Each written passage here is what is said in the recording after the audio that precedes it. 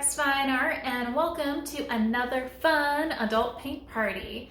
And it's neon, a neon beach / ocean to be specific. So I hope you're ready to have some fun with some super bright colors.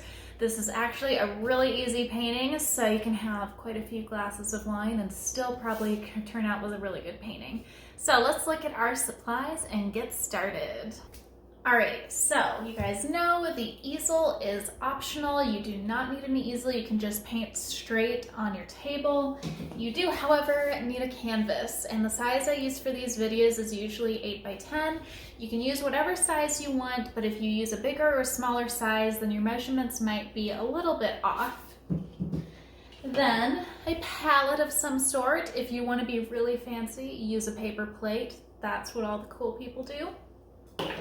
You only need 2 brushes for this, so a larger flat brush and then a small pointy brush. And some paper towels, just keep a roll handy for the table. And then here are our neon colors. So the neon colors are going to be pink and yellow. I am using Culture Hustle brand, but you can find neon colors in Craftsmart if you just want to get the cheapest available, or any other brand you choose. And then the other 2 colors are also Culture Hustle. It's going to be their orange and blue. Those 2 are not neon-y. And then some Liquitex white. So really simple colors for this. Oh, and black, of course, because we're painting palm trees. I'm using the Artistro black. So I've got 3 different brands of paint. They all work awesome. So if you haven't seen my other paint party video, how this works is I will go over this painting step by step, giving you the measurements of everything, telling you the color mixtures, and then usually I'll show a little bit of the step in regular time, and then I'll fast forward it because we don't want a video that ends up being 2 hours. After I have fast forwarded the step, then a screen will pop up that says pause, at which point hit pause right when you see it. It's meant to be an easy way so that way you don't have to rewind the video constantly to get back to where you were. The pause screen is meant so that way everybody can catch up before you move on to the next step. You can also use the pause screen as a chance to fill up your glass of creativity or whatever you're drinking. So make sure those glasses are totally full and you got some good music on, because there is no music on this video because I can't do licensed music. So get some good jams going and let's get started. The first step of this painting is basically the whole sky. So we do have to do this fairly quickly, so you're gonna get a real good workout for your arms. So you're going to be starting off with white and yellow. So go ahead and mix those so that way you get a really nice light yellow, and we're going to do a line about halfway across the canvas, maybe just a little bit lower down than halfway. And believe it or not, this does not have to be a perfectly straight line, so don't stress over it. I mean, you want it to be reasonably straight, otherwise your horizon line is going to look a little bit sketchy. And this is where you're going to have to start to work fast. So we're going to continue that light yellow up about 1 inch. Go back and forth really nicely so you're covering the canvas. And then, whoo, the canvas is running away. Without rinsing our brush, we're gonna go straight into our regular yellow. And what I'm gonna do is I'm gonna start a little bit above the light yellow and then go back and forth into the light yellow. That way I get a really nice gradient. So I'm gonna carry the light yellow up, or the regular yellow up about 1 inch. And again, this doesn't have to be perfectly straight because we do want the sky to be kind of streaky. Now, without rinsing your brush, you're gonna go straight into your pink, not your orange, doing that same step where you start a little bit above the yellow, and then going back and forth, you work your way down into the yellow which gives you that nice transition from yellow to orange to pink. You can also add a couple streaks of pink or orange after it blends a little bit further down into your sky if you want to make it look like clouds. And then this is where we're going to actually rinse our brush. So make sure you rinse it off quickly, dry it off.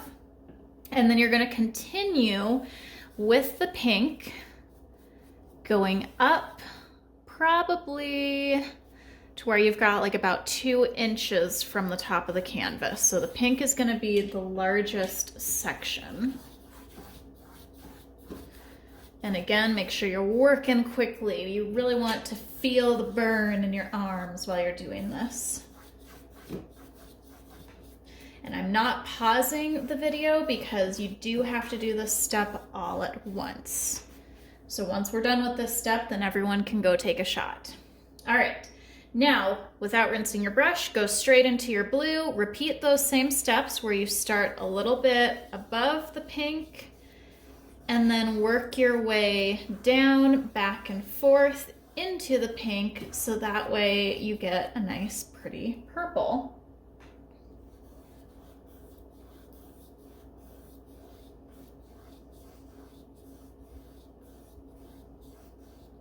And you'll notice that this is a little bit darker than what you see here. That's because we are going to add a second layer to our sky. So go ahead and wipe your brush off after you blend the blue and the pink, and then finish up the top part of the canvas with your blue.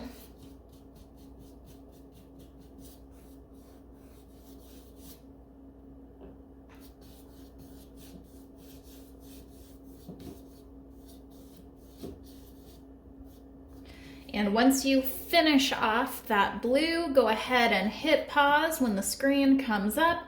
Go take a shot, go chug your glass of wine, do whatever you gotta do because you have finished the first step of this painting.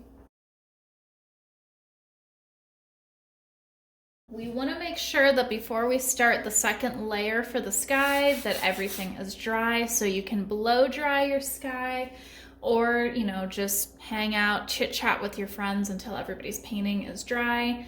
Whatever you want to do. We're going to go ahead and do a second layer. So remember we started off with that light yellow. We're actually going to add white when we start the water. So you can see there's a little bit of white in the sky. Once we do the water is when we'll add that straight white. So start with your light yellow right at the horizon line. This is also the step where you can add more streakiness to your sky. After you do your light yellow, go ahead and dip into your regular yellow. And if you need to, you can definitely wash off your brush. If you feel like you're not getting a super saturated yellow, go ahead and rinse it off. But some like it dirty, and I like to paint dirty.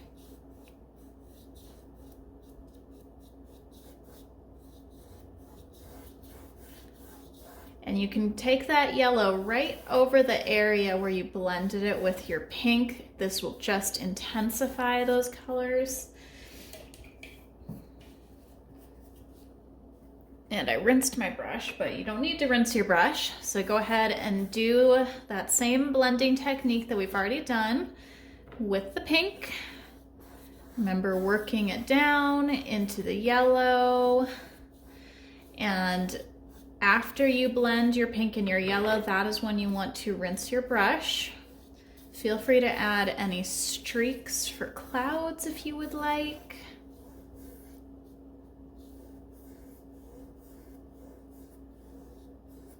Add some streaks down here.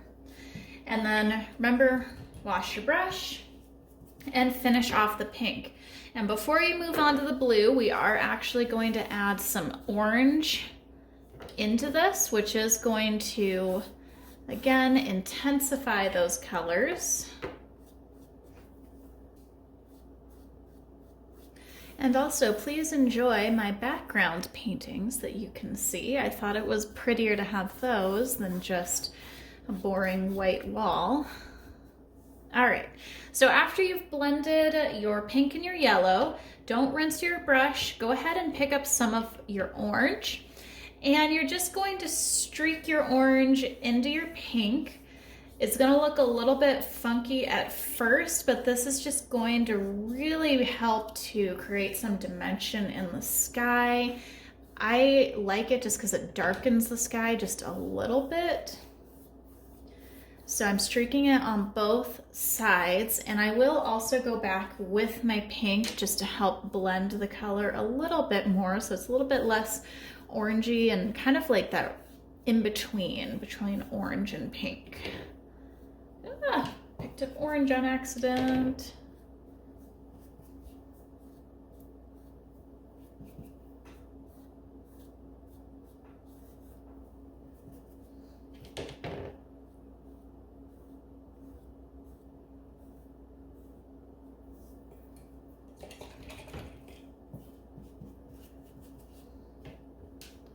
Feel free to add a little bit more of that pink just into your blue a little bit, so you're blending the blue and the pink a little bit more, and then go ahead and finish off the top part of your painting with your blue, continuing with that blending effect.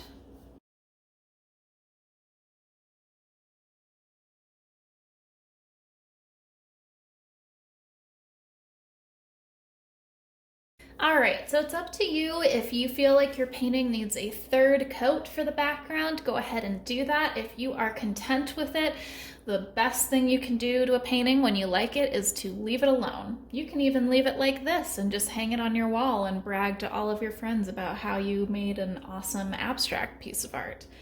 So, if you are going to continue with the painting and not leave it abstract like this, we're going to create the watery color now. So for that, it's going to be your blue, little bit of white, and just a tiny bit of yellow. You want it to be sort of like an aqua-y color, but a little bit more on the blue side than the green side. And then go ahead and fill in the whole bottom portion of your canvas with that color.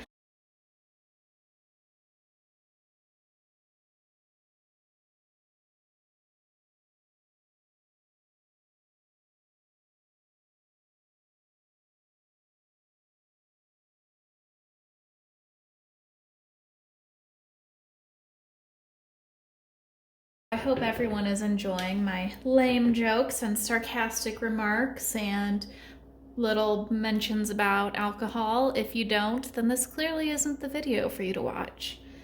Alrighty, so next we are going to add this little streak of white, which is really going to help to blend together the sky and the water. So take a little bit of white on your brush, and then you're gonna do something kind of funny where you dip it in the white and then you basically wipe most of it off. This is a technique called dry brushing, and it'll help to make sure you get a nice blended look without actually having to blend. So you're going to take that white and go right over the blue and the yellow, so right where they touch. And right now I'm clearly just going over the blue because I can't paint right.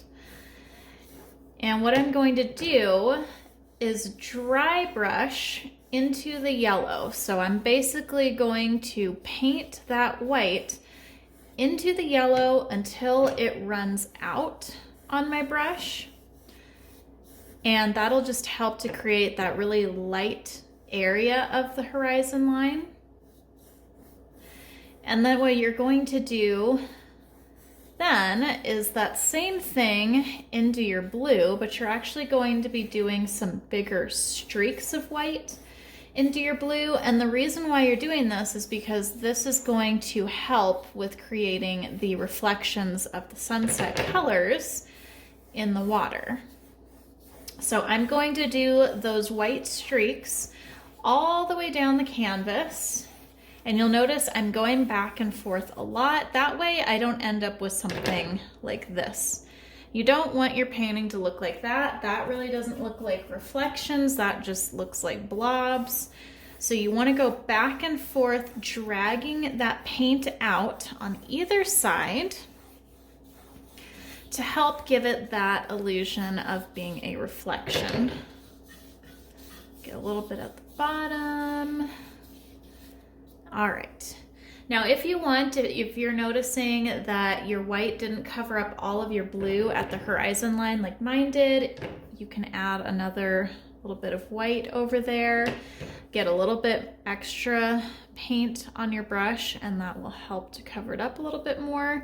You can also just wait till the end of this step too to do that, whichever you feel like.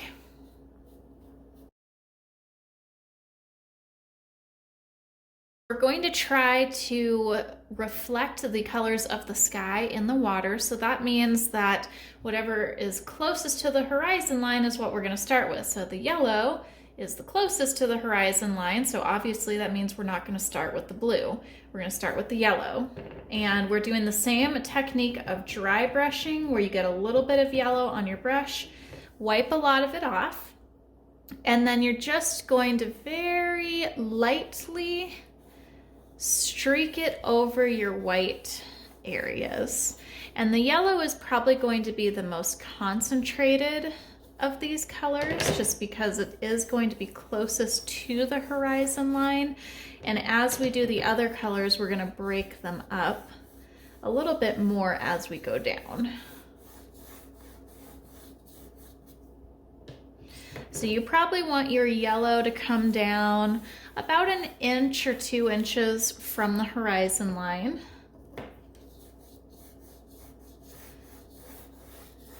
Really, it's whenever you're comfortable finishing those streaks. You can streak for as long as you want in this class.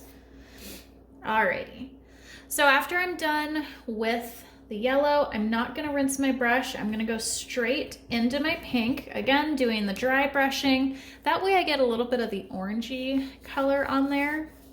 And I'm going to start by dry brushing a little bit over the top of the yellow. And then I'll work my way down. And you can see that I've brought the pink down almost all the way to the bottom of the painting.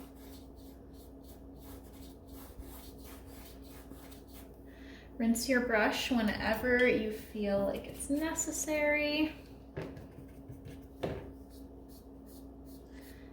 There we go. You can also add just a little bit of water into your paint. This will help to give you what we call a wash, which is basically kind of like a transparent coat over another color. So that way it's not a solid streak of pink, it's just a light coating of pink. So like I said, I'm bringing that pink, ooh, that was a little bit dark, all the way down to the bottom. And you can see I'm doing that same technique I did with the white where I'm really dragging it out with the brush. Now remember, we wanted to get that purple color. So in order to get that purple, you do not rinse your brush, leave the pink on it, and then you're gonna streak a little bit of your blue over the top of the purple, or the pink, I mean, to get that purple color. And you'll notice that I added a little bit more of this dark blue kind of in the corners of my painting. So that's where I'm gonna focus these blue streaks on. I don't know if what I said just makes sense. I'm going to focus my blue streaks in the corners. This just helps to frame the piece in a little bit more.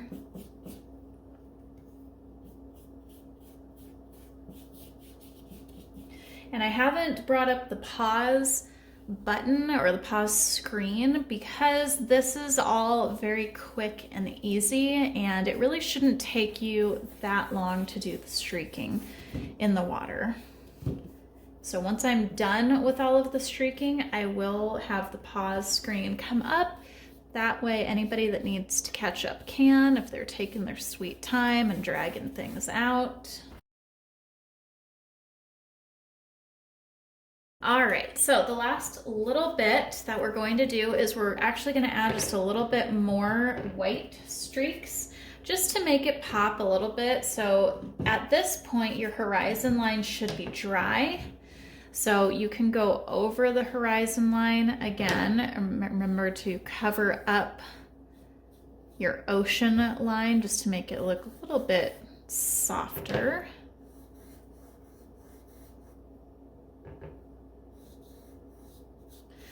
And then you're just gonna add a few more streaks of white right below the horizon line and anywhere else you feel like you need just like that little extra bit of highlight, because this really helps to make it look like the light is bouncing off of the water. Again, I did a little bit too much, but that's okay.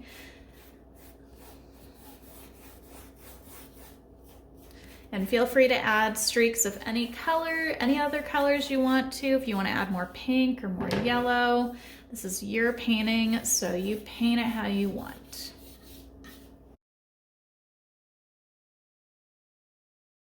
All right, so say goodbye to your big brush. We are done with it for this painting, which is exciting. So now we're going to be using the small brush and black. And for the palm trees, I find what's helpful is to water down your black just a little bit. Just dip your brush into the water once or twice and mix it with your paint. This just helps to thin it and helps to make it glide across the canvas a little bit more. So if you look at where the middle of this palm tree is, it's a little bit lower down than halfway through the sky. So if we look at the sky section, it's just a little bit lower down and it's about an inch away from the corner of the canvas. So what I'm gonna do is I'm just gonna create a curved line that reaches down towards the corner without actually going into the corner. Doesn't it look beautiful like this? And then we're going to girth it up a little bit. So I'm gonna make sure that my black's a little bit watery, and as I get down towards the base of the tree, I will start to thicken it up just a little bit.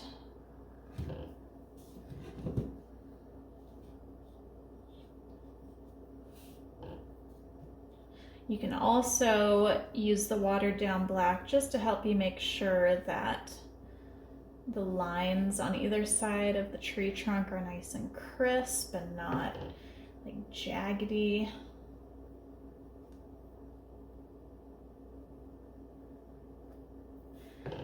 And if you're unhappy with all the lumps and bumps you're getting on your tree, just remember that trees are organic. They are not like poles. They're not straight up and down. They do not have symmetrical sides. So it's totally okay for not to look perfect. So once you're done with your trunk, we're gonna start with the palms, which are really a lot easier than they might seem. So right from the top of the trunk, I'm gonna do a curved line kind of angling back towards the trunk. And what you're gonna do is this sort of flicking motion. So starting where it starts at the top of the trunk, I just flick it downwards. And you can also practice this if you happen to have a paper plate. Practice it on your paper plate before you practice it, or before you do it on your canvas, just so you can get the hang of it. And that flicking will actually give you those nice pointed edges. So I'm gonna do my second palm, doing that same flicking motion.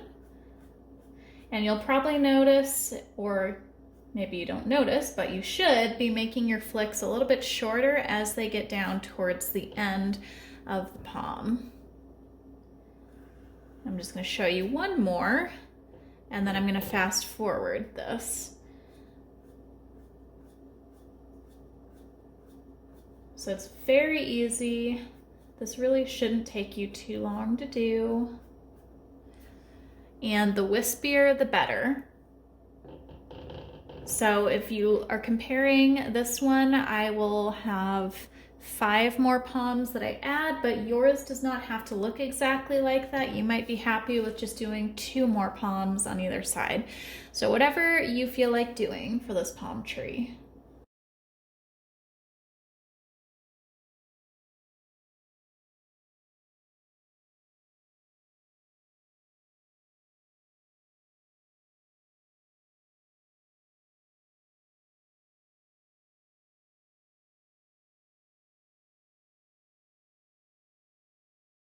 So for our second palm tree, we are basically doing the same thing, except you can see that the top of the trunk starts right at the horizon line, and you will have some of your leaves kind of intermingling, which is totally fine. So I'm gonna start it right about here. It's almost right in the middle of the canvas.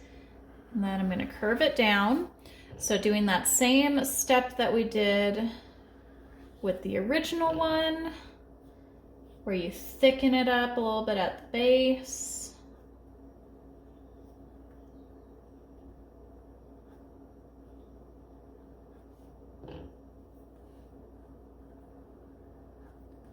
Making it skinnier towards the top.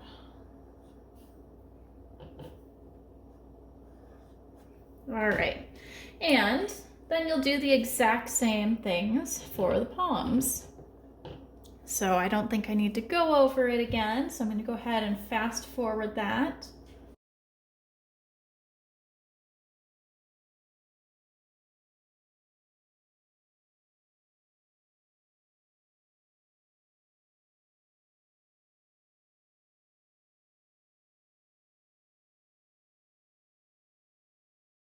Alrighty, so you've made it. The last step of this painting is we're gonna add some grass at the bottom. So it's basically gonna be the same sort of flicking motion that we did with the leaves. So I'm gonna do some longer flicks at the base of both the palm trees to start. So it's gonna be some longer grass. Do that on either one. And then you're going to fill the areas of the bottom part of your canvas in with little streaks, and you just want them to be kind of random. So some will be tall, some will be short, some can be curved, some can be straight. The more random you are, the better it usually ends up looking. And I didn't do any right towards the edge of the canvas. I thought it looked better without, but I am gonna make sure that it's nice and solid black filled in right at the bottom. Otherwise it's gonna look a little bit funny when it gets hung up on the wall. All right, so we are officially done with our beautiful beachy neon beach painting. That was repetitive. I promise I haven't been drinking. So feel free to sign your name somewhere on the canvas if you want people to know it's yours. And as usual, if you don't like it, hey, you got a white elephant present. All right, everyone, thanks for watching. I hope you enjoyed this awesome neon beach painting. As usual, if you've got any comments of what I could do better or paintings that you'd like to see, please leave those. Make sure you subscribe. And all of my social media accounts are at Beck's Fine Art. See you next time.